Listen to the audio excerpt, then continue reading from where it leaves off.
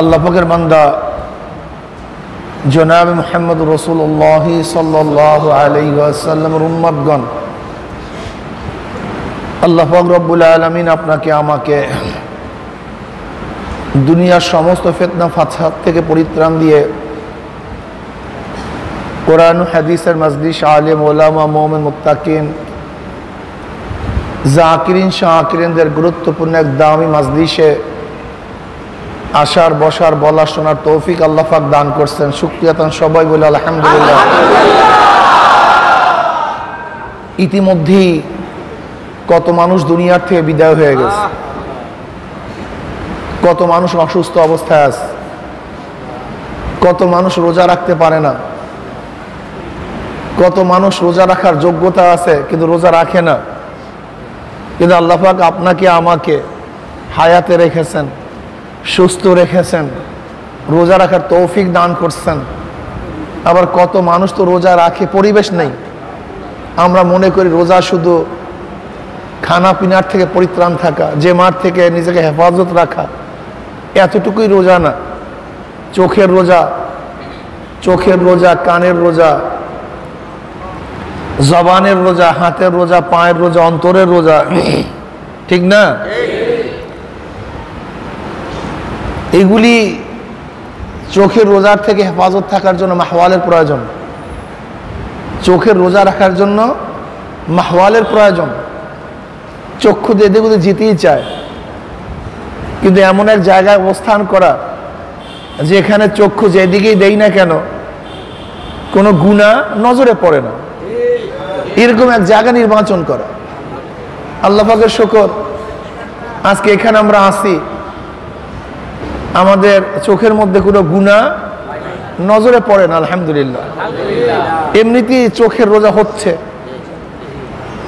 এরপরে কানের রোজা, কানের রোজার জন্য মাহওয়ালের প্রয়োজন, এমন এক জায়গা অবস্থান করা যেখানে গুনার আওয়াজ কানের মধ্যে না ঢুকে। আল্লাহ পাক এখানে থাকার কারণে অনিচ্ছা সত্ত্বেও কোরআনের আয়াত, জিকিরের আওয়াজ কানের মধ্যে ঢুকে, কিন্তু গান বাজনার আওয়াজ কানে ঢুকে না। এই সামনে সাউন্ড বাড়ায় দাও।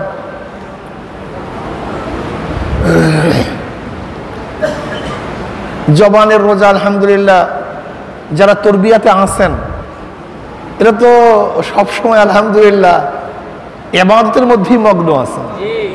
রুটিন ওয়ার্ক, একটা রুটিন ওয়াজে কাজ চলতেছে, এই সময় এইটা, এই সময় এইটা, এই সময় এইটা।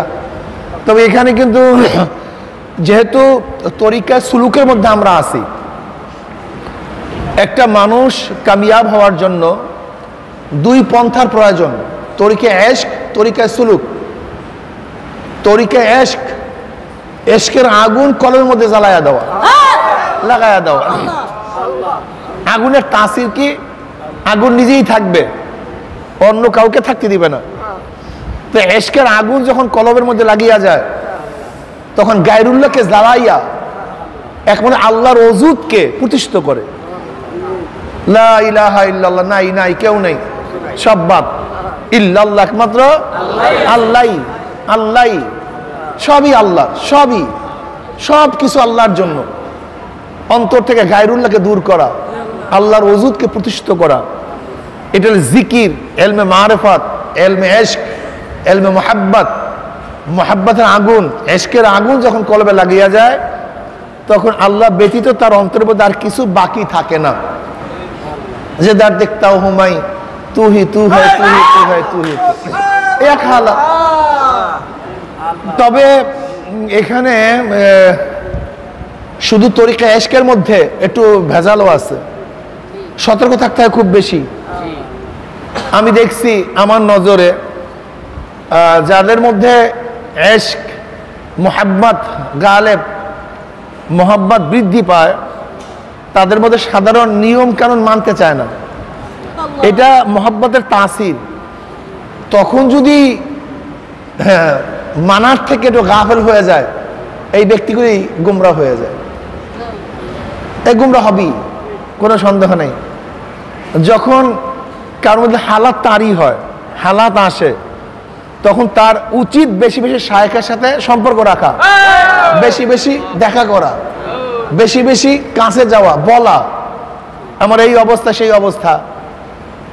কিন্তু দেখবেন অনেকেই আছে তখন নিজেকে অনেক বড় মনে করে, নিজে বুঝতে যে তারা বুঝবি কি, অমুক কি তমুক কি, এ বোঝার কোনো ক্ষমতা নাই।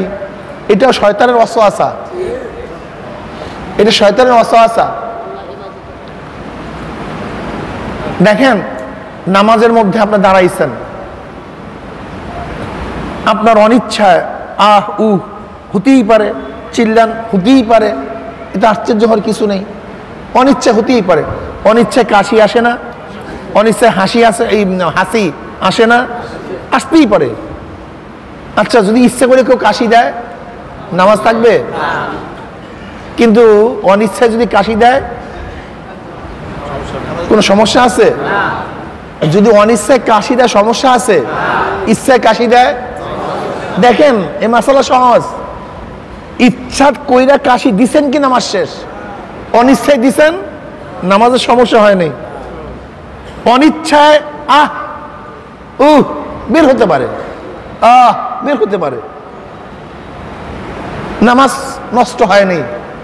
কিন্তু যখনই প্রথম তো চিল্লান দিছেন অনিচ্ছায়, কিন্তু দ্বিতীয়টা দিছেন ওইটার ইত্তেবায়, অনুসরণে, এখন কি অবস্থা আপনি বলেন?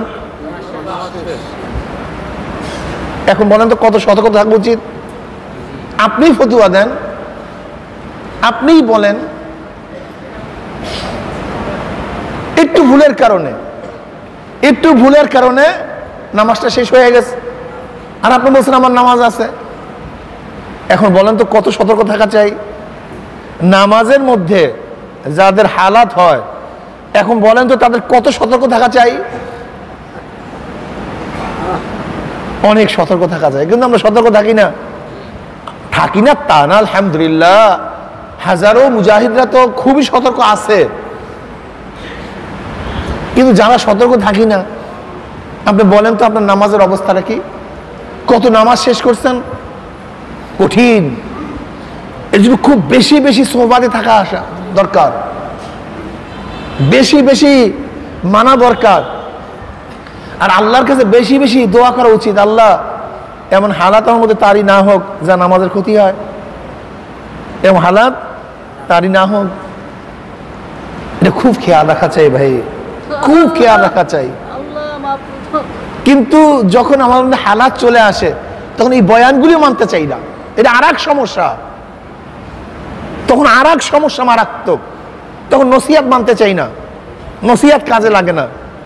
কেন? মোহাব্বতের তাসিরই হলো সে যা বুঝে সেইটাই সবচেয়ে বড় বুঝ মনে করে। যেমন দেখবেন কোনো ছেলে মেয়ে যদি কারোর প্রেমে পড়িয়া যায় তখন সে কোনো বুঝই মানতে চায় না, এটা মারাত্মক। এটা মোহাব্বতের একটা খাসিয়াত, এটা মোহাব্বতের চরিত্র। যে মানতে চায় না সে ধ্বংস হয়, যে মানে সে রক্ষা পায়। কথাটা বুঝাতে পারি নাই? যে মানতে চায় না সে ধ্বংস হয়, যে মানে সে কামিয়াব হয়, রক্ষা পায়। এটা খাসিয়াত, মানতে চায় না। তখন আমাকে বেশি বেশি মানা উচিত, শরীয়ত অনুযায়ী চলা উচিত, খুব খেয়াল রাখা উচিত যেন আমি ধ্বংস না হয়ে যাই। আল্লাহ পাক একটা পর্যায়ে পৌঁছাইছেন, আল্লাহ না করুক আমার সামান্য সতর্কতার কারণে যেন আমি বরবাদ না হয়ে যাই। এটা তরিকে ইশক। আর তরিকে সুলুক শায়েখের দরবারে থাকবে, দীর্ঘদিন পর্যন্ত থাকবে, নিজের হালাত বয়ান করবে, আমার এই অবস্থা, আমার এই অবস্থা, আমার এই অবস্থা, আমার এই অবস্থা। সে ঔষধ দিবে, সতর্ক করবে, ট্রিটমেন্ট করবে, সেই ট্রিটমেন্ট অনুযায়ী নিজেকে বাস পরিশুদ্ধ করার চেষ্টা করবে। ওজব আছে, রিয়া আছে, কেবের আছে, হাসানাত আছে, হুব্বে যা আছে, হুব্বে মালাল আছে, এগুলি থেকে আস্তে আস্তে আস্তে আস্তে একের পর্যায়ক্রমে সংশোধন হওয়া, ঠিক না? এর জন্য শায়েখের দরবারে থাকতে হয়। তো চরমোনাই আলহামদুলিল্লাহ আমাদের শায়েখগণ এত সুন্দর পদ্ধতি করছেন, আমি অনেক সময় পরেশান হয়ে যাই যে আসলেও আল্লাহ পাক রব্বুল আলামিন কার থেকে খেদমত নিলে এইভাবে আল্লাহ পাক রব্বুল আলামিন তাকে যোগ্যতা দিয়ে দেন।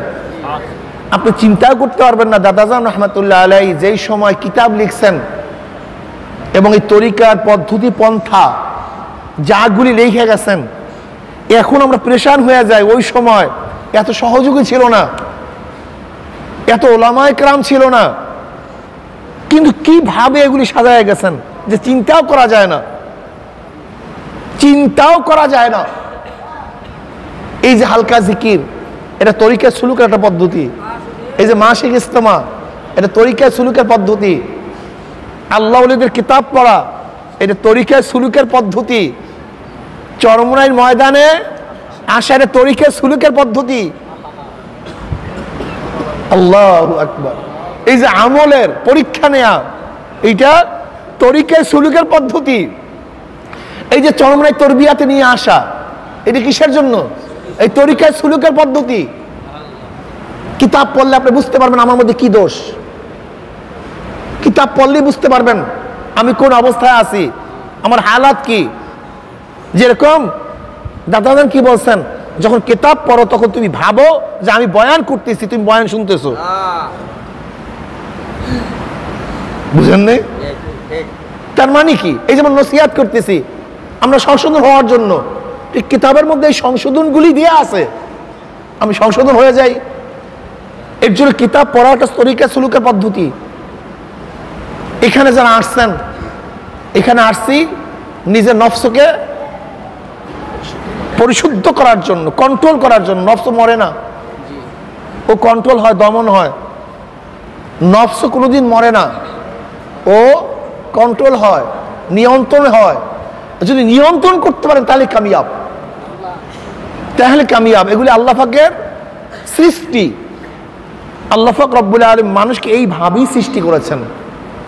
রিয়া, কেবের, হাসাদ, হব্বেজা, হব্বে মাল, এগুলো সব জন্মগত। এগুলি দূর করবেন কিভাবে? আমার রং, এটা আপনি দূর করবেন কিভাবে? আমার চক্ষুর ডিজাইন, এটা দূর করবেন কিভাবে?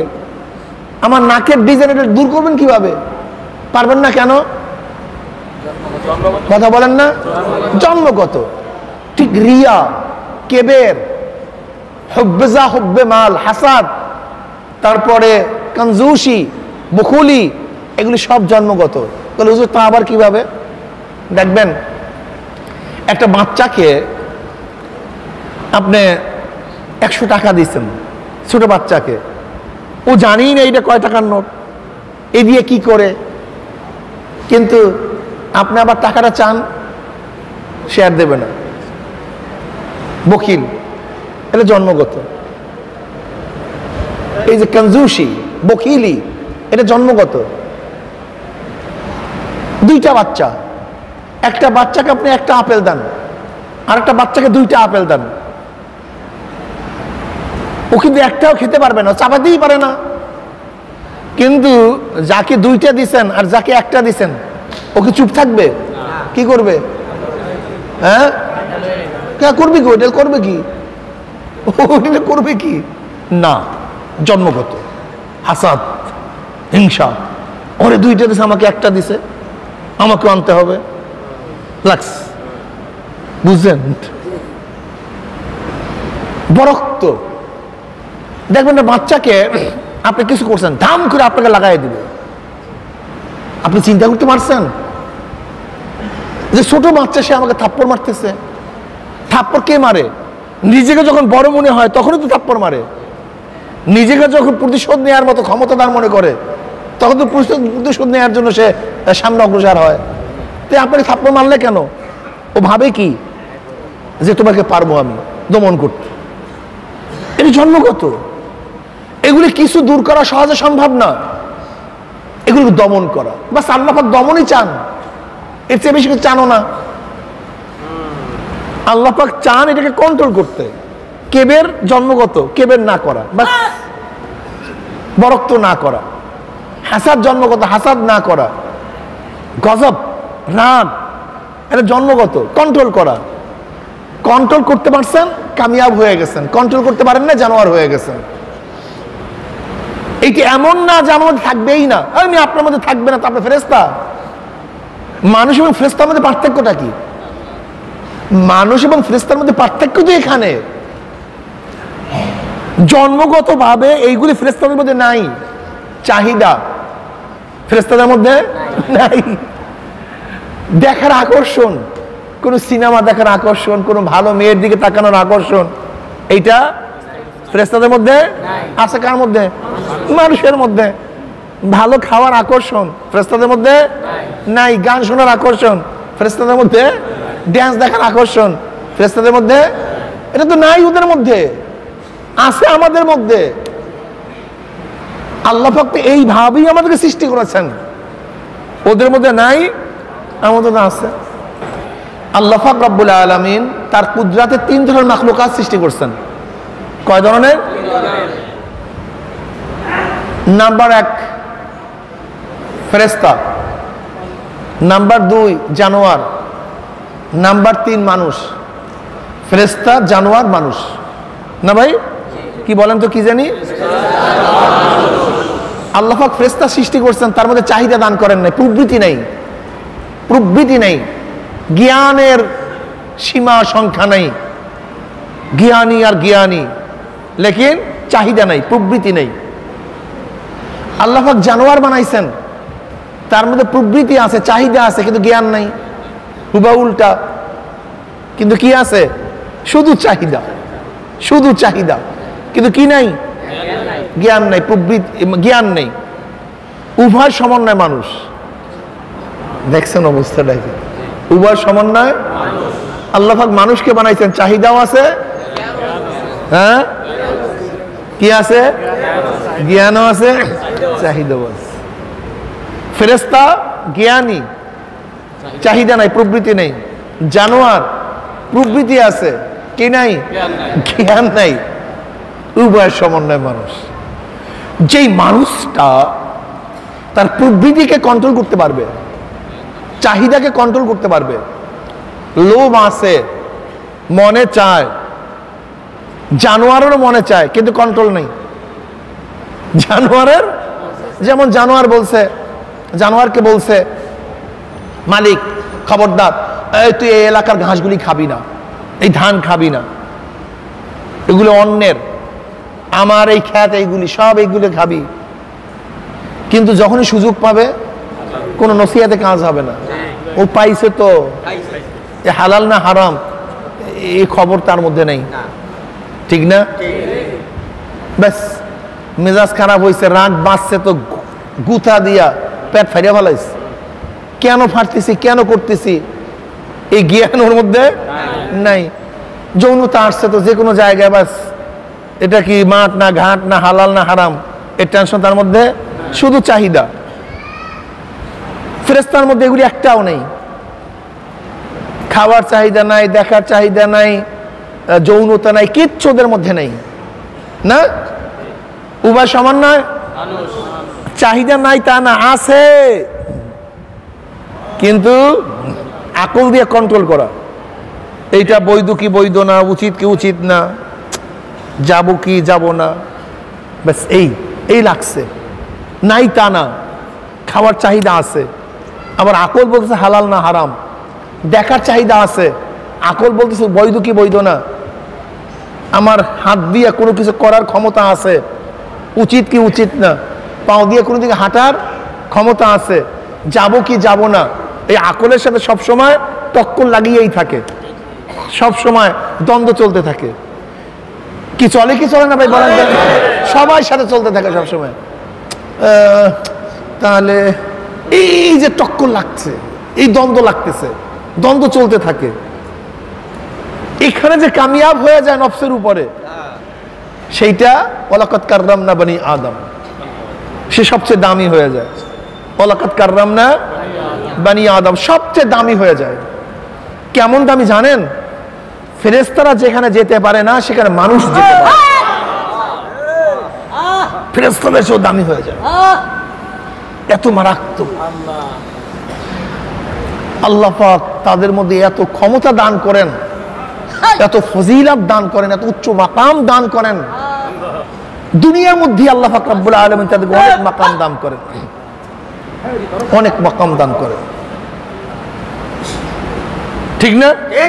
ওমর ইবনে খাত্তাব রাদিয়াল্লাহু তাআলা আনহু, কি অবস্থা! সুবহানাল্লাহি ওয়া বিহামদি। মদিনার মিম্বারে খুতবা দেন, সিরিয়ায় কমান করেন, ইয়া সারিয়াতুল জাবাল, ইয়া সারিয়াতুল জাবাল, এই সারিয়া পাহাড় দিকে তাকাও। অথচ মদিনায় কমন চলতেছে সিরিয়ায়, অথচ সিরিয়া আওয়াজও চলে গেছে। কি অবস্থা, চিন্তা করা যায়। পানির মধ্যে চিঠি মারে, চিঠি পড়তে দেরি, নীল নদীর মধ্যে পানি ফোয়ারা সৃষ্টি হইতে দেরি করে না।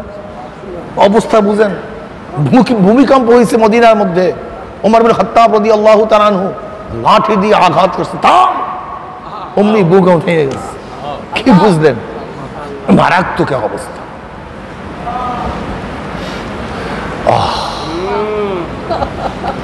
এরকম ঘটনা বহুত আছে। রশিদ আহমদ গঙ্গুই রহমতুল্লাহ আলাইহির ঘটনা আমরা দেখছি। রশিদ আহমদ গঙ্গুই রহমতুল্লাহ আলাইহি একবার হজে গেলেন একদল কাফেলা। হঠাৎ ঝড় শুরু হয়ে গেছে, বিশাল ঝড়। ক্যাপ্টেন বলতেছে, নাবিক বলতেছে যে হাজিগণ, জাহাজ কোথায় যাইতেছে জানি না, অবস্থা খুবই খারাপ, আল্লাহর কাছে দোয়া করেন। হাজিরা রুমাল, খাজুর, তসবিহ যে যা নিয়ে আসছে সব হাজির করে আল্লাহর কাছে বলছে, আল্লাহ ছোট মাসুম বাচ্চার জন্য এটা নিয়ে আসছে, তোমার অমুক নেক বন্দার জন্য এটা নিয়ে আসছে, অমুকের জন্য এটা নিয়ে আসছে, আল্লাহ তুমি আমাদেরকে মাফ করে দাও, আমাদেরকে ঘরে ফিরিয়ে দাও। কান্নাকাটি রোল পড়ে গেছে। জীবন বাঁচবে এরকম কোন নমুনা দেখা যায় না, কোন নমুনা নেই। এরকম হায়বাত চলতেছে, কান্নাকাটি চলতেছে। গভীর রাত্রে যে রওয়ায়াত করতেছেন দেওবন্দ মাদ্রাসার মুহাদ্দিস,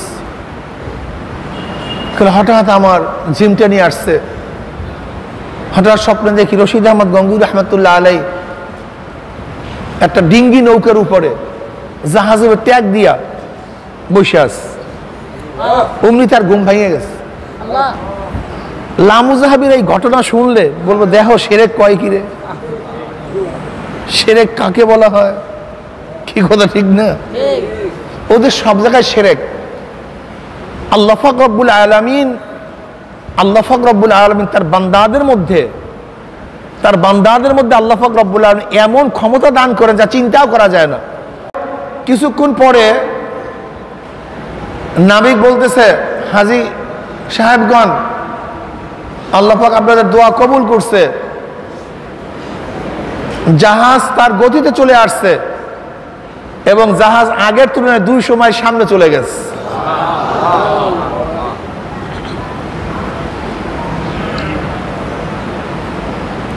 এর জন্য যে যত বেশি নফসকে কন্ট্রোল করতে পারবে সে তত কামিয়াব হয়ে যাবে। সবাই তো মানুষ, কিন্তু বেলাল হাবশী রাদিয়াল্লাহু তাআলা আনহুর এই মর্যাদা কেন? নবী আলাইহিস সালাতু ওয়াস সালাম মেরাজের রজনীতে সামনে সামনে আওয়াজ পাইতেছেন। জিবরিল আলাইহিস সালাতু বললেন, ভাই জিবরাইল কিসের আওয়াজ? বলে বেলাল হাবশীর পায়ের আওয়াজ। বেলাল হাবশী হাঁটে জমিনের মধ্যে, পায়ের আওয়াজ আরশের মধ্যে। চিন্তা করতে পারছেন? আল্লাহ এই তরিকায় সুলুক এখানে আসছেন, 24 ঘন্টা রুটিনের মধ্যে আছেন। তরিকায় সুলুকের একটা মেহনত হলো ইকরামুল মুসলিমিন, মুসলমানদের খেদমত করা, যে কোনো খেদমত আঞ্জাম দেয়া। এখানে যারা দায়িত্বে আছেন, যারা এই কাফেলা আসছে, তরবিয়াতে আসছে, এদের উচিত এই মাঝে মাঝে বাথরুম সাফ করার ব্যবস্থা করা, এই ঝাড়ু দেওয়ার ব্যবস্থা করা, যে কোনো খেদমত আঞ্জাম দেয়া, এই মাঠ পরিষ্কার করা। এইটাও কিন্তু এই মুজাহেদার একটা নিয়ম। এটা করবেন, ইকরামুল মুসলিমিন করবেন। যদি কোনো কাজ না পান, কমপক্ষে এক ভাই আর এক ভাই বিছানা লাইসা দিবেন, এক ভাই আর এক ভাইয়ের বিছানা সুন্দর মতো ঝাড়িয়া লাসিয়ে দিবেন, এটা খেদমত। কমপক্ষে অভ্যাসটা হোক খেদমতের। যদি আর কিছু না পারেন, এই মসজিদ দিয়ে নামবেন, জুতাগুলো সোজা করবেন, সব জুতাগুলো সোজা করতে থাকবেন এক একজনে, এটা করবেন। ঝাড়ু নিয়ে ঝাড়ু দিতে থাকবেন, মাদ্রাসার খেদমত করবেন, কাজ করবেন। আবার কেউ কেউ করবেন যে আমরা বাথরুমগুলি পুরো সাফ করব, নাজাফত। এক ইহুদি এক রাস্তা দিয়ে হাঁটতেছে, বলতেছে এই রাস্তা দিয়ে মুসলমান হাঁটে নাই 2-4 দিনে।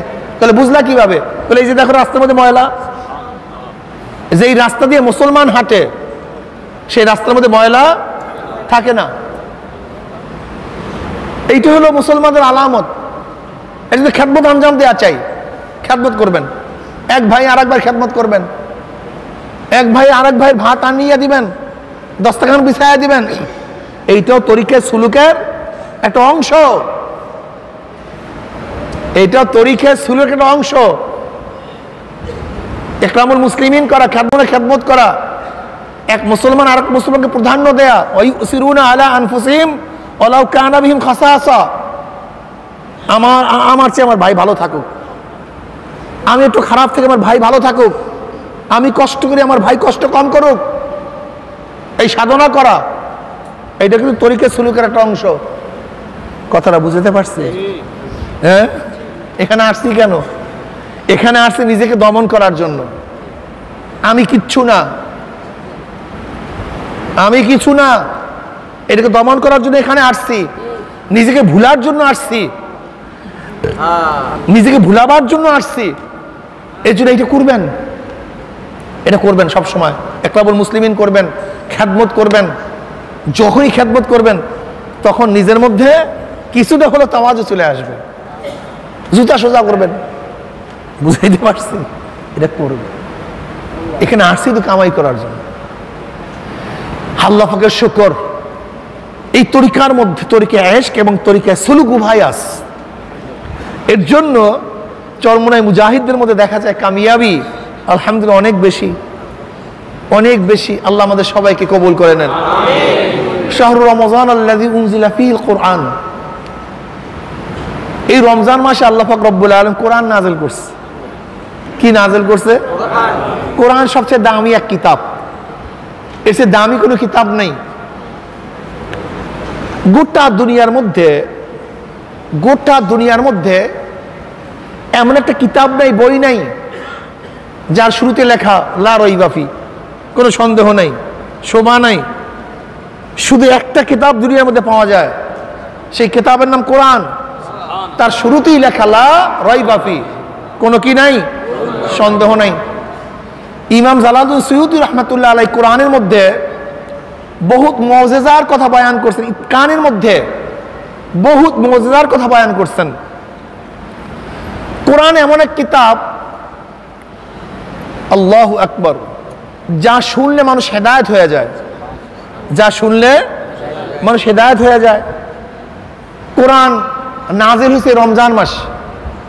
এই রমজান মাসে কোরআন নাজিল হওয়ার কারণে রমজান মাসের দামও বেড়ে গেছে। কোরআন নাজিল হয়েছে শবে কদরে, এর জন্য 1000 রাত্রির চেয়ে শবে কদরের মর্যাদা বেড়ে গেছে। কোরআন নাজিল হয়েছে মক্কা নগরীতে, গোটা দুনিয়ার নগরীর মধ্যে মক্কা নগরীর দাম বেড়ে গেছে। কোরআন নাজিল হয়েছে হেরা পর্বতে, সমস্ত পাহাড়ের মধ্যে হেরা গুহা দামি হয়ে গেছে। কোরআন নাজিল হয়েছে জিব্রাইলের মাধ্যমে, সমস্ত ফেরেশতার মধ্যে জিব্রাইল দামি হয়ে গেছে। কোরআন নাজিল হয়েছে জনাব মুহাম্মদ রাসূলুল্লাহ সাল্লাল্লাহু আলাইহি ওয়াসাল্লাম উপরে, সমস্ত নবীদের মধ্যে আমার নবী সর্দার হয়ে গেছে। কোরআন যেই কাগজে লেখা হয় সেই কাগজটা সমস্ত কাগজের দামি হয়ে যায়। যেই কালি দিয়ে লেখা হয় সেই কালিটা দামি হয়ে যায়। কোরআনকে যে কাপড় দিয়ে আবৃত করা হয় সেই কাপড়টা, গেলাপটা সমস্ত কাপড়ের চেয়ে দামি হয়ে যায়। কোরআনকে যে কাঠের উপরে রেখে তেলাওয়াত করা হয় সেই রেহালটা সমস্ত কাঠের চেয়ে দামি হয়ে যায়। কোরআন যার অন্তরের মধ্যে থাকে সেই কলবটা, সেই মানুষটা সমস্ত মানুষের মধ্যে দামি হয়ে যায়। আল্লাহু আকবার। খায়রুকুম মান তাআল্লামাল কুরআনা ওয়া আল্লামাহু। তোমাদের মধ্যে সবচেয়ে দামি যে কোরআন শিক্ষা দেয়, কোরআন শিক্ষা নেয়। কোরআন এমন এক মৌজেজ, এমন এক মৌজেজ জনাব মুহাম্মদ রাসূলুল্লাহ সাল্লাল্লাহু আলাইহি ওয়াসাল্লাম হাদিসের মধ্যে ফরমান যে আল্লাহ পাক রব্বুল আলামিন অন্য অন্য নবীদেরকে মুজিজা দান করছেন, আর আমাকে আল্লাহ পাক রব্বুল ওহী দান করছেন।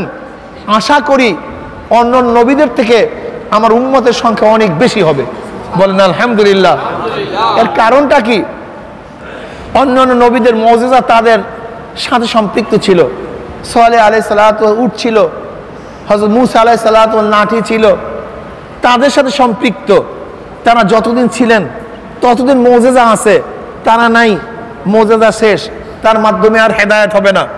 কিন্তু জনাব মুহাম্মদ রাসূলুল্লাহ সাল্লাল্লাহু আলাইহি ওয়াসাল্লামের কাছে যে কোরআন আসছে, এমন মুজিজা আমার নবী থাকবে না, কোরআন থাকবে।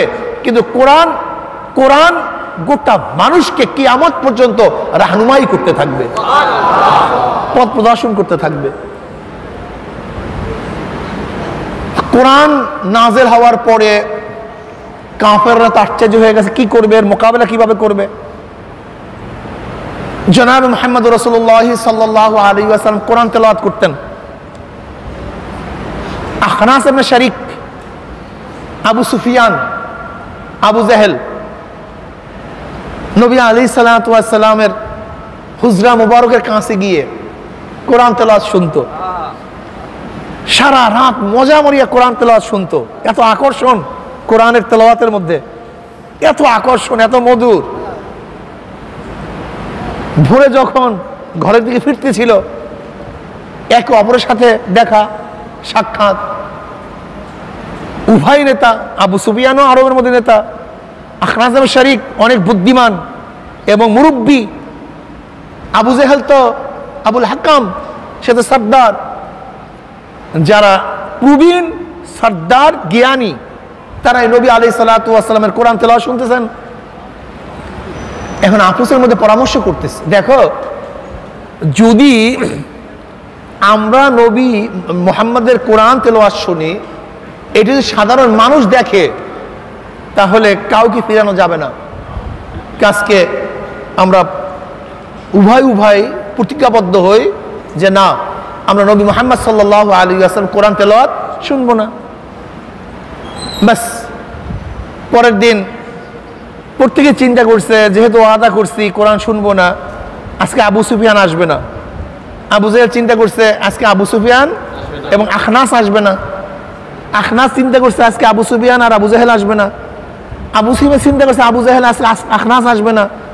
প্রত্যেকের জায়গার থেকে চিন্তা করছে অমুকে আসবে না, আমি যাব, অমুকে আসবে না, আমি যাব।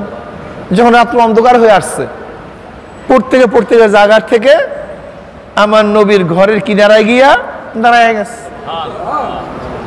আর আমার নবী কোরআন তেলাওয়াত করা শুরু করছে। মজা মারিয়া কোরআন তেলাওয়াত শুনতেছে, খুব মজা মারিয়া শুনতেছে। ব্যাস যখন সোফে সাদেক পরিষ্কার হয়ে যাবে, ভাগা শুরু করছে। একটার সাথে আর একটা টক্কর লাগছে। কিরে, আমি তো আবু সুফিয়ান। আবু জাহেল বলছে, তোমাকে বললাম না আসবা না। আবুল হাকাম, ফাইজলামি করবি না, তুইও তো নিয়াত করছিস আসবি না, তুইও তো শপথ করছিস আসবি না, তাই তুই আসবি কেন? তুই আমাকে বলস, তুই আসছ কেন? বুঝেন না? আখনাস বলতেছে তুমি আসছো কেন, তুমি আমাদেরকে বাধা দাও। এখন উভয় বলতেছে এতে হবে না, এতে কাজ হবে না। আখনাস সবচেয়ে মুরব্বী ছিল, সে লাঠি ভর দিয়া আবু সুফিয়ানের কাছে গেছে, গিয়া বলতেছে, আবু সুফিয়ান, মুহাম্মাদের উপর যা আসছে এ ব্যাপারে তোমার অভিমত কি? তুমি কি বলো? তুমি যে ধারণা করো আমি একই ধারণা করি, যে মুহাম্মদ যে কোরআন তেলাওয়াত করে এটা ঐশ্বিক এক গ্রন্থ, এটা মানুষের বানানো হতে পারে না। এবার আখনাস আবার লাঠি ভর দিয়া আবু জাহেলের কাছে গেছে, গিয়া বলছে, আবুল হাকাম তোমার কি ধারণা? বলে দেখো শোনো, বনি আব্দুল মানাফের সাথে বনি আব্দে মানাফের সাথে বংশক্রমে তাদের সাথে আমাদের সাথে সম্মান এবং ইজ্জত এর লড়াই চলতেছিল। খুব ভালো মতো বুঝবেন, একজন আরেকজনকে গ্রহণ করতে না পারার কারণটা কি। বংশক্রমে তাদের সাথে আমাদের সাথে মর্যাদার লড়াই চলতেছিল। তাদের মধ্যে সেকায়া আছে, আমাদের মধ্যে সেকায়া আছে। তারা মানুষকে পানি পান করে, আমরাও মানুষকে পানি পান করাই। তাদের মধ্যে সাকাওয়াত আছে, আমাদের মধ্যে সাকাওয়াত আছে। তারা মানুষকে দান করে, আমরা মানুষকে দান করি। তাদের দারুণ নদওয়া আছে, আমাদের দারুণ নদওয়া আছে। তাদের মধ্যে যোদ্ধা আছে, আমাদের মধ্যেও যোদ্ধা আছে। মর্যাদার লড়াইতে আমরা উভয় যখন সমানে সমানে চলতেছিলাম, উভয় ঘোড়া ঝানুগুলি পরস্পরের মধ্যে স্পর্শ করতেছিল, সমানে চলতেছিলাম। হঠাৎ করে তারা বলতেছে আমাদের মধ্যে নবী আসছে, কিন্তু আমাদের মধ্যে নবী নেই। কাজে মর্যাদার লড়াইতে তারা আমাদের আগায় গেছে, কাজে আমি কোনোদিন তাকে মানব না। কি বুঝলেন? ইয়ারিফুনাহু কামা ইয়ারিফুনা আবনাআহুম। তারা নবীকে চিনত যেইভাবে তারা তার সন্তানকে চিনত।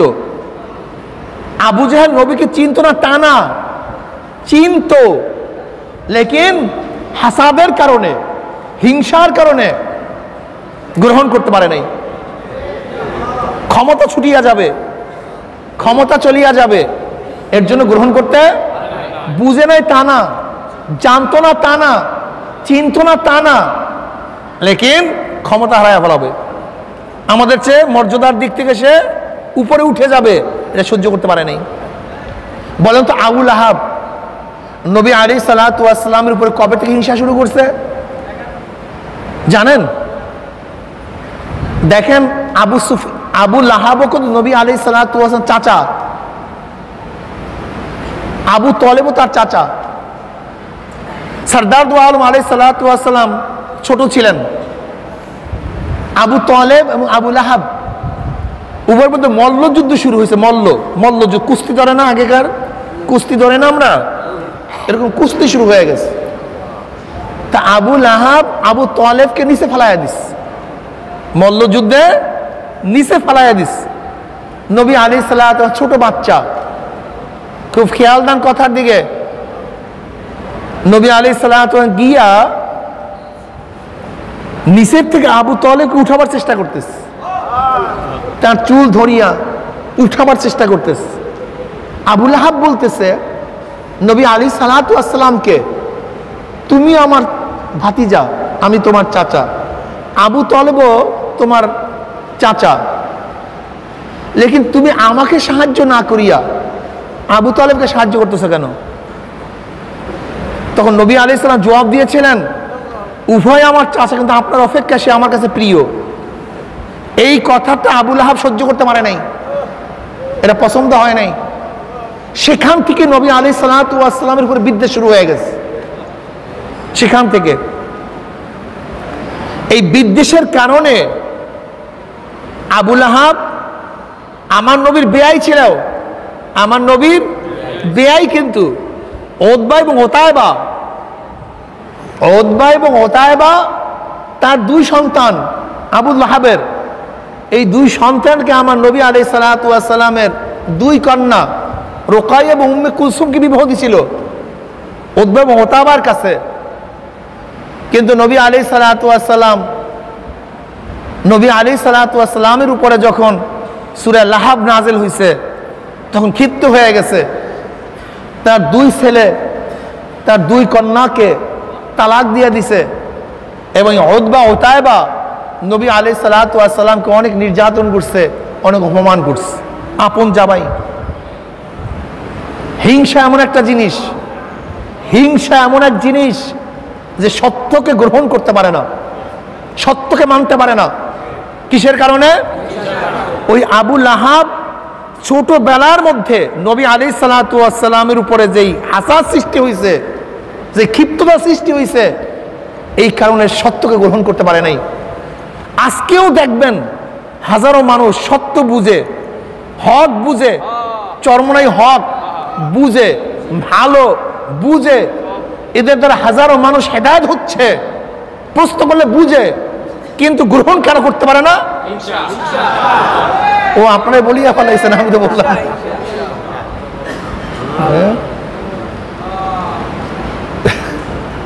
আবু লাহাবের জন্য কিন্তু আল্লামা সুয়ুতী রহমাতুল্লাহ আলাইহি খাশাইশুল কুবরার মধ্যে হাদিস নিয়ে আসছেন। আমি হাওলা দিয়ে দিলাম, খাশাইশুল কুবরার মধ্যে সুয়ুতী রহমাতুল্লাহ হাদিসগুলি নিয়ে আসছেন। এত মারাত্মক অবস্থা। হাসাদ সত্যকে কবুল করতে পারে না, সত্যকে গ্রহণ করতে পারে না। আর যখন আপনার মধ্যে আমার মধ্যে হাসাদ থাকবে, মনে করতে হবে আমিও এবং আপনিও সত্যকে গ্রহণ করতে পারবো না। মনের মধ্যে নিয়াত থাকতে হবে, যার মাধ্যমে ইসলামের খেদমত হোক, দ্বীনের খেদমত হোক, আল্লাহ পাক যেন তাকেই কামিয়াব করে দেন। কাকে হিংসা করবেন? কি হিংসা করবেন? আমি আহলুস সুন্নাত ওয়াল জামাতের সমস্ত আকীদার লোকদেরকে বলবো, যাদের সাথে দেওবন্দের নিসবত আছে, আমি ওই সমস্ত বন্ধুদেরকে বলবো, হে আমার দোস্ত, হে আমার বন্ধু, অবস্থা খুবই সঙ্গীন, অবস্থা খুবই মারাত্মক। তুমি কি দেখেছো ঢাকা ইউনিভার্সিটিতে এই রমজান মাসে ইসলামের উপরে মৌলবাদীদেরকে নিয়ে, মুসলমানদেরকে নিয়ে যেইভাবে কটূক্তি করা হয়েছে তা সহ্য করা যায় না। তুমি দেখছো এই রমজান মাসে? হ্যাঁ, আজকে ইসকানের সদস্যরা, হিন্দু সদস্যরা ইসকানের হিন্দুদের ড্রেস পরে, সেখানে ওই যে লাল সুতা পরে তারা বক্তৃতা করে। ওই যে আপনারা দেখেছেন আবরারকে যারা হত্যা করছে, আবরারকে যে হিন্দু ছেলেরা হত্যা করছে, তাদের ঘরের মধ্যে মূর্তি ছিল, মূর্তির ছবি ছিল। তারা সাম্প্রদায়িক হয় না। কোন হিন্দু ছাত্র, হিন্দু অফিসার, হিন্দু ছাত্রদের রুমের মধ্যে যদি মূর্তির ছবি থাকে তাহলে তারা সাম্প্রদায়িক হয় না। কিন্তু কোনো মুসলমান সন্তানের ঘরের মধ্যে, তার কামরার মধ্যে যদি কাবা শরীফের কোনো ছবি থাকে তাহলে তাদেরকে সাম্প্রদায়িক বলা হয়। আজকে মুসলমান সন্তানদেরকে ধ্বংস করে ফেলছে ক্ষমতায়। যেরকম আবু জাহেল ক্ষমতার লোভের কারণে, আবু জাহেল ক্ষমতার লোভের কারণে সত্যকে গ্রহণ করতে পারে নাই।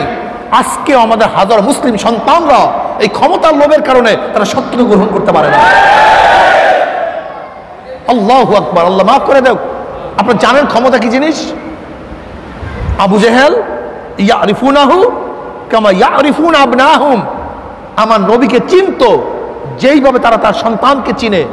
এরপরেও কেন ইসলাম গ্রহণ করে নাই? সত্যকে কেন গ্রহণ করে নাই? ক্ষমতা চলে যাবে, ক্ষমতা চলে যাবে, আর কিচ্ছু না।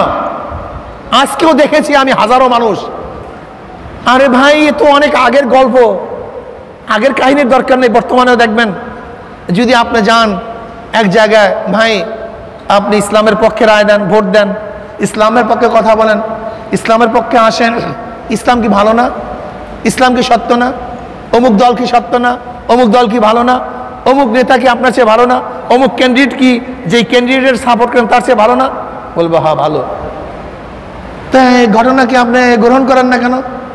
অমনি সে ফাওরান জবাব দিবে, ভাই আমি তো অমুক দলের একটা পোস্ট হোল্ড করি। দেখেন ফাওরান জবাব দিবে, আমি অমুক দলের অমুক ওয়ার্ডের পোস্ট হোল্ড করি। কি পোস্ট? আমি অমুক ওয়ার্ডের অমুক ইউনিটের সভাপতি, অমুক দলের অমুক ইউনিটের সেক্রেটারি, অমুক দলের অমুক ইউনিটের সাধারণ সম্পাদক, সাংগঠনিক সম্পাদক। দেখেন খুব ভালো মতো বুঝেন, হক বুঝছে কিন্তু গ্রহণ করতে পারে নাই কেন? ক্ষমতা। সভাপতিগিরি ক্ষমতাটা কি? ওয়ার্ডের, ইউনিয়নের না, ওয়ার্ডের সভাপতি, ছোট্ট এক ক্ষমতা। হক বুঝছে, গ্রহণ করতে।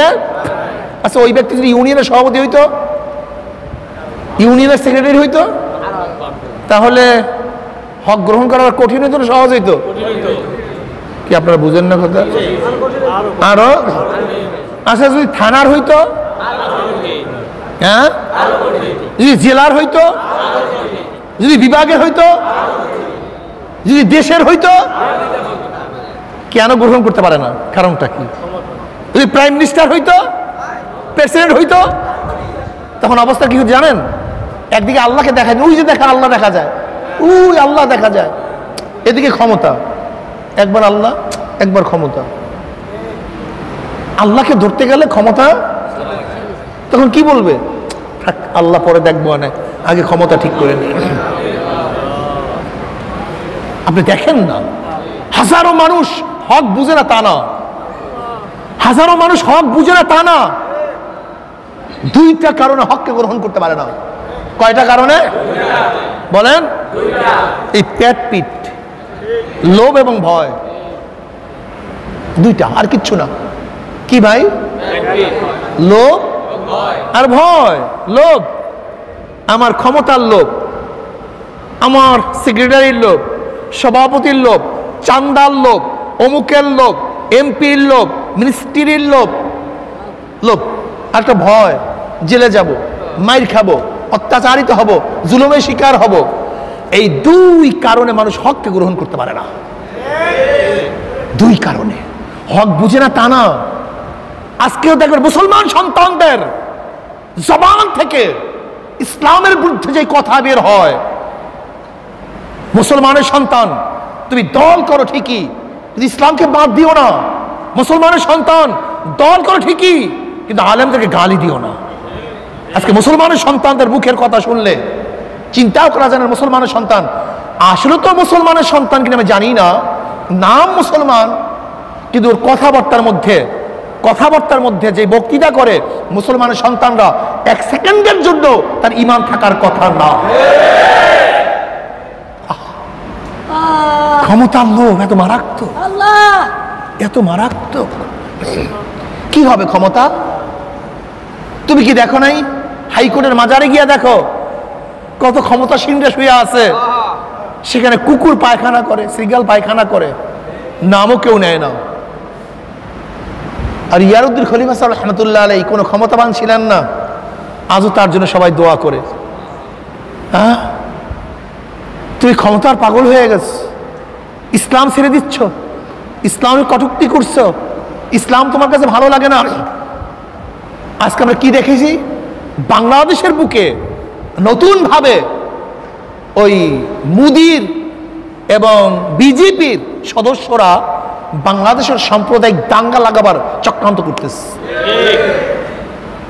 দেখবেন প্রায় প্রায় ওই মুদির যারা সদস্য আছে, বিজেপি যারা সদস্য আছে, ইসলামের কটূক্তি করবে, ইসলামের কটূক্তি করবে। নওগাঁতে বোরখা পরার কারণে বাংলাদেশের বুকে মুসলিম মেয়েদেরকে আঘাত করবে, সহ্য করা যায় না। চিন্তা করেন, এসব সাম্প্রদায়িক দাঙ্গা সৃষ্টি করার চক্রান্ত চলতেছে, এ দেশকে যুদ্ধ বাজাবার জন্য চক্রান্ত করতেছে। মুসলমান সতর্ক হও, আর নিজেরা গালি দাও, কটূক্তি করো। আমি তোমাদের হাতেও ধরি, পায়েও ধরি, আমি তোমাদের হাতেও ধরি, পায়েও ধরি।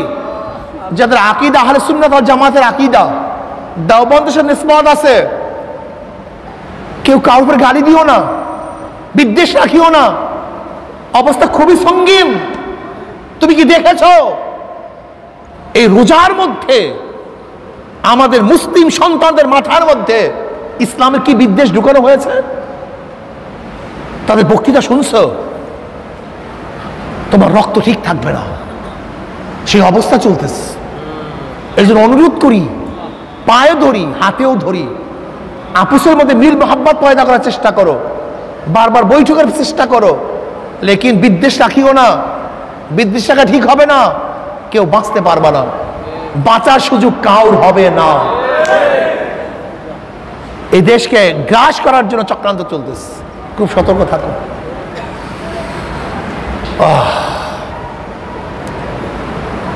ইমানকে মজবুত করেন, রমজান মাসে ইমানকে মজবুত করেন। দুনিয়া কিছু না, দুনিয়া কিছু না, একদিন মারা যাব, থাকবো না। বহুত মানুষ চলে গেছে, বহুত মানুষ আজকে দুনিয়াতে নাই, আমরাও থাকবো না, আমরাও থাকবো না। কি নিয়ে রওনা করলাম, কোথায় রওনা করলাম, কি নিয়ে রওনা করলাম, আমার উপায়টা কি হবে? যাদের কবরের চিন্তা ছিল তারা এই কবর নিয়ে কত টেনশন করত। আমার দাদাজান রহমতুল্লাহ আলাই ওইখানে খাটছিল, মৃত্যুর কিছুদিন আগেও এই কবরের দিকে তাকায়া তাকায় কান্দে, দাড়ি মোবারক ভিজিয়া ভিজিয়া পানি পড়ে, আর বারবার বলতেছিল ওই অন্ধকার কবর আমি একা কেমনে থাকবো, একা কেমনে থাকবো। আমার আব্বাজান রহমতুল্লাহ আলাই যখন অসুস্থ, এই যে জামিয়া ছিল ওখানে অসুস্থ অবস্থায় ছিল, থাকতে সুবিধা, খেদমত করতে সুবিধা।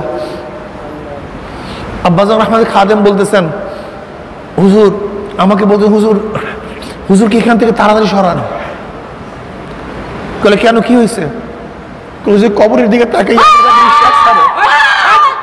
মনে হয় কলিজা বের হয়ে যাবে। আল্লাহ, আসলে আমাদের কি উপায়, আমরা তো চিন্তাই করি না, সারাদিন দুনিয়া দুনিয়া।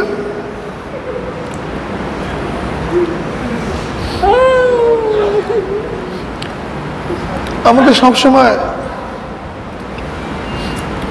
চিন্তা করা উচিত।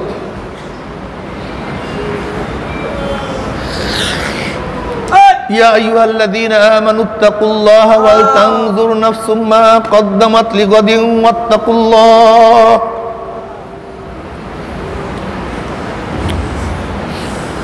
ইয়া আইয়ুহাল্লাযীনা আমানুত্তাকুল্লাহা ওয়াল তানজুর নাফসুম মা কদ্দামাত লিগাদিন ওয়াত্তাকুল্লাহ।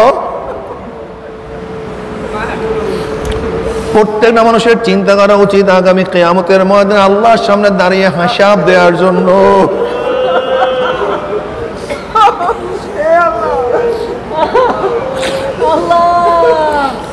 ওয়াল তানজুর নাফসুম মা কদ্দামাত লিগাদিন ওয়াত্তাকুল্লাহ।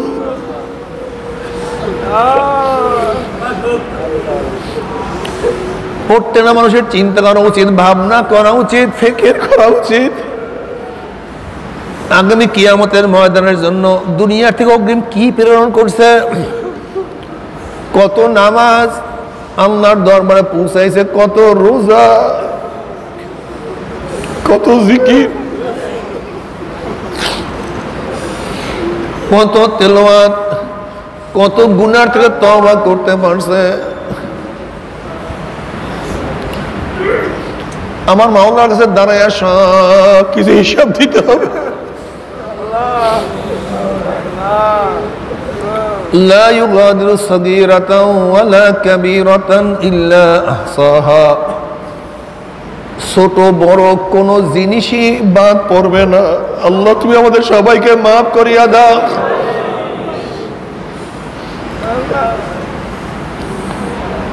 ছোট বড় সব কিয়ামতের ময়দানে সব কিছু হাজির হয়ে যাবে। আজকে রমজানের 6 দিন চলিয়া যাইতে আছে, রহমতের 6 দিন চলিয়া যাইতে আছে। জানি না রহমত পাইলাম কি পাইলাম না, রহমত পাইলাম কি পাইলাম না।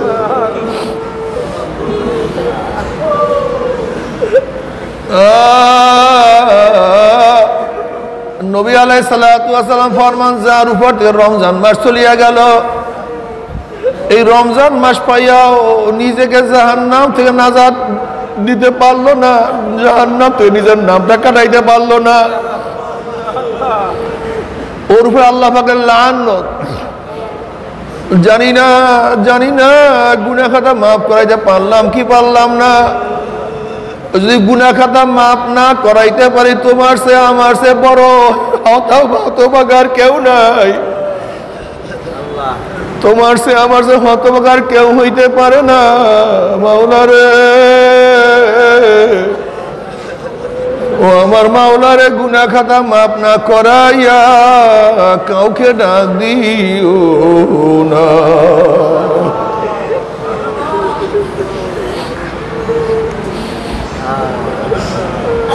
আমার মাওলা রহমান, আমার মাওলা রহিম, আমার মাওলা গফর, আমার মাওলা সত্তার। সাবাকাত রহমাতি আলা গজাবি, সাবাকাত রহমাতি আলা গজাবি। আমার মাওলা হাদিসে কুরসির মধ্যে ফরমান, আমার রহমত আমার রাগের উপর দান্য পেয়ে গেছে, আমার রহমত আমার রাগের উপর দান্য পেয়ে গেছে। ও বান্দা, তুই গুনাহ করছো, যত গুনাহ করছো, যদি তওবা করার মতো তওবা করতে পারো, তওবা করতে দেরি আমি মাওলা মাফ করতে এক সেকেন্ডও দেরি করব না। আমার মাওলা এত মেহেরবান, আমার মাওলার সে কেউ বড় মেহেরবান হইতে পারে না। আমার মাওলা ডাক দেন, কুল ইয়া ইবাদিয়াল্লাযীনা আসরাফু আলা আনফুসিহিম লা তাকনাতু মির রাহমাতিল্লাহ, লা তাকনাতু মির রাহমাতিল্লাহ, লা তাকনাতু মির রাহমাতিল্লাহ, ইন্নাল্লাহা ইয়াগফিরুয যুনুবা জামিয়া। বান্দারে, তওবা করার মতো তওবা করতে পারো, আমি মাওলা তোদেরকে মারুম করব না। আল্লাহ আল্লাহ তুই আমাদের সবাইকে মাফ করিয়া দাও, এবারে গুনাহ থেকে তওবা করো। ওমর ইবনে খাত্তাব রাদিয়াল্লাহু তাআলা মদিনার গলি থেকে হাঁটতেছেন, অপর দিক থেকে একটা যুবক আসতে আসে, দেখে হাতের মধ্যে একটা বোতল। ওমর ইবনে খাত্তাব রাদিয়াল্লাহু বুঝছেন ওই বোতলের মধ্যে মদ হবে, আসলে মদ ছিল। যুবক তো বাগের সামনে পড়িয়া গেছে, ওমরের সামনে পড়িয়া গেছে।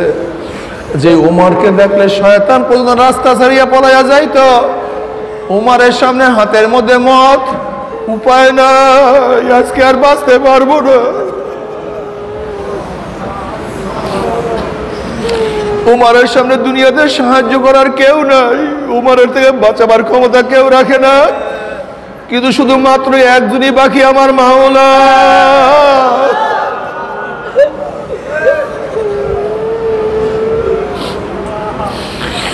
যুবক মনে মনে আল্লাহকে বলে, মাওলা রে, উমার থেকে আজকে বাঁচার কোনো সুযোগ নাই, কেউ আমাকে বাঁচাতে পারবে না, তুমি ছাড়া উপায় দেখি না। মাওলা রে,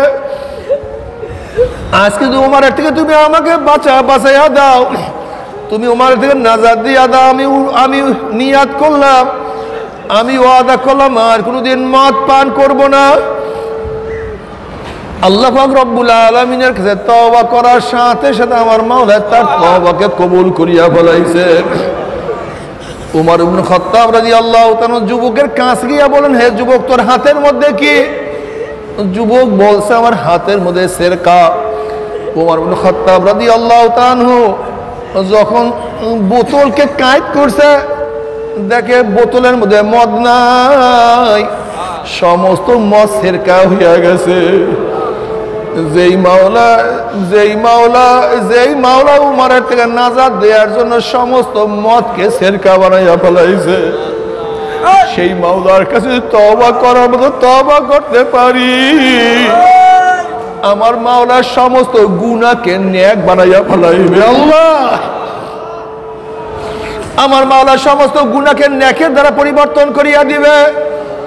বাবারে, রমজান মাসের 6 দিন চলিয়া যাইতে আছে, রহমতের 6 দিন চলিয়া যাইতে আছে। জানি না রহমত পাইলাম কি পাইলাম না, জানি না গুনাহ খাতা মাফ করাইতে পারলাম কি পারলাম না। আজকে এক তো রমজান মাস, আবার জুমার দিন, আবার রোজাদারকে সঙ্গে নিয়ে জাকিরিন শাকিরিন উলামায়ে কেরামদের সঙ্গে নিয়ে আজকে মাওলার কাছে দোয়া করো, মাওলা রে,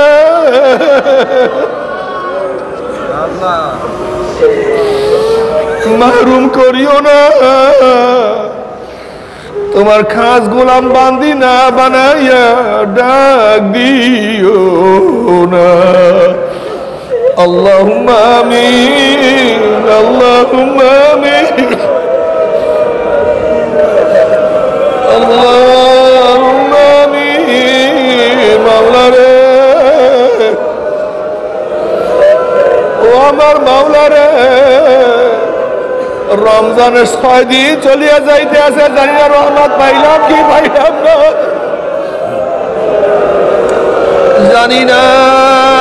জানি না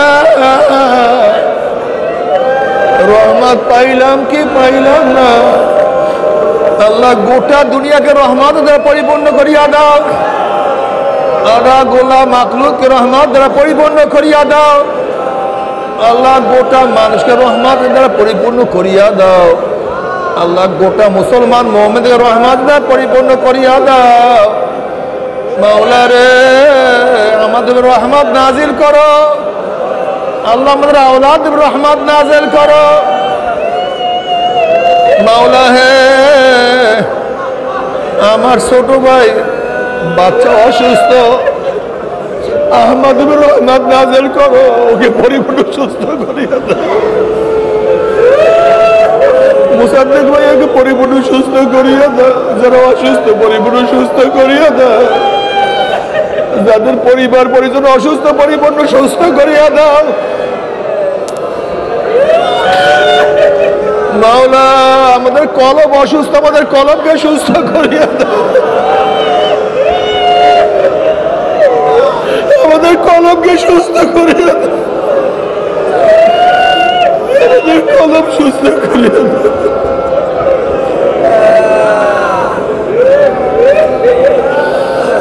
মাওলা, আল্লাহ গুনাহ খাতা মাফ করিয়া দাও, গুনাহ খাতা মাফ করিয়া দাও, গুনাহ খাতা মাফ করিয়া দাও, গুনাহ থেকে বাঁচিয়া থাকার তৌফিক দিয়া দাও।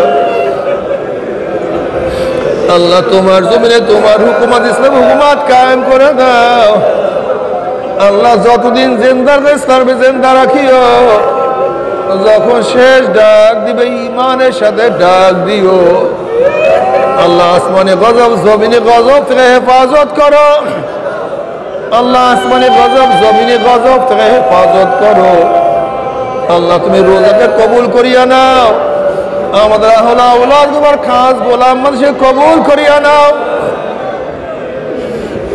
আল্লাহ যত মুমিন মুমিনাত যত মুজাহিদরা কবরে শুয়ে রয়েছে, চিরতর তাদের কবরকে জান্নাতের বাগিচা বানায়া দাও। আমাদের শায়খ ও মুর্শিদের কবরকে জান্নাতের বাগিচা বানায়া দাও। মা দাদা সহ তামাম দুনিয়ার মাশায়েখদের মাকামকে জান্নাতের মধ্যে বুলন্দ করে দাও।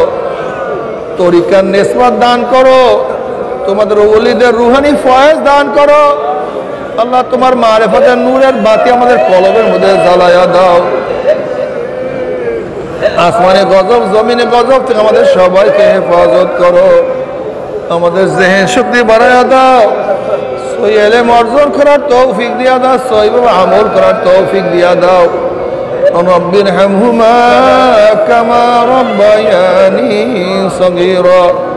وصلى الله تعالى على خير خلقه محمد وآله وأصحابه وأزواجه وأتباعه أجمعين وارحمنا معهم برحمتك